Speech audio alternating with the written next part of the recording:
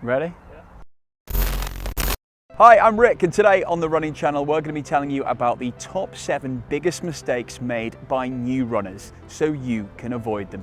Don't forget, if you're new around here, don't forget to hit the subscribe button and tap the bell so you get notified when we upload videos just like this one. Many runners, especially those who are new to running, get overexcited and end up doing too much mileage too soon. They mistakenly think that more is better and end up with some common runner's injuries like shin splints, runner's knee, or IT band syndrome. Basically, they end up going out too hard, too fast, and if they get injured, they can also lose interest. As you're starting out, you really need to be a little bit more conservative. So if you haven't been running for a while or you're new to it, then start with some walking and then mix that in with some walking and some running in the same session. Check out our video here on the Running Channel on how to Jeff for more on that one. And do take a complete day off every single week. It will help not only with your recovery, but also your injury prevention.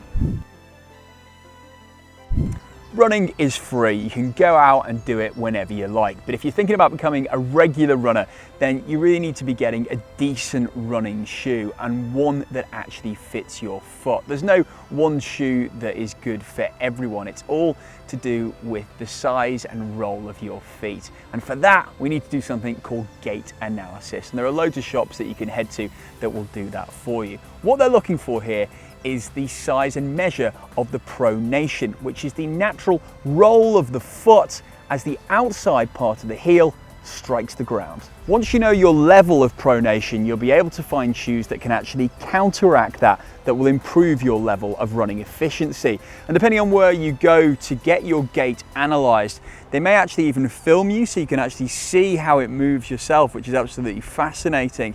And then you can actually work out the specific shoes that will work for your foot. And also worth bearing in mind that different brands also have more and less cushioning. So you can try a few out to see which really fits with your running style. Many runners are keen to get out there and pound the pavements, but without adequate warming up or warming down, you're going to give your body a bit of a shock, as it's probably something you haven't done for a long time. Check out our video on warming up and cooling down for more tips on this, but the easiest way to do it is go for a really light jog for the first 5 to 10 minutes and build yourself up gently. This will help your muscles stop burning out and prevent the risk of injury. You do exactly the same to cool down too. A bit of very light jogging to bring our heart rate down and reduce that risk of stiffness in the days after we've had a big run. And check out our videos on the post-run stretches here on the Running Channel. Doing activities other than running prevents boredom, works different muscles, and can give your running muscles a well-deserved break.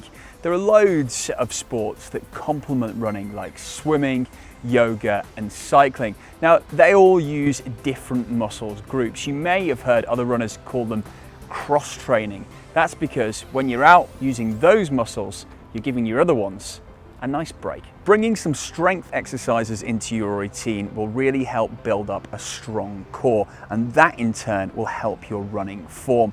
Check out some of our simple running core exercises that will help you get started on that one. Mixing it up is really important though, because adding that extra strength, and even though you might just want to get out when you're a new runner and hit the pavements and run, by mixing it up, it will actually improve our running overall. When it comes to rookie running mistakes, one of the biggest you'll make is running too fast to start off with.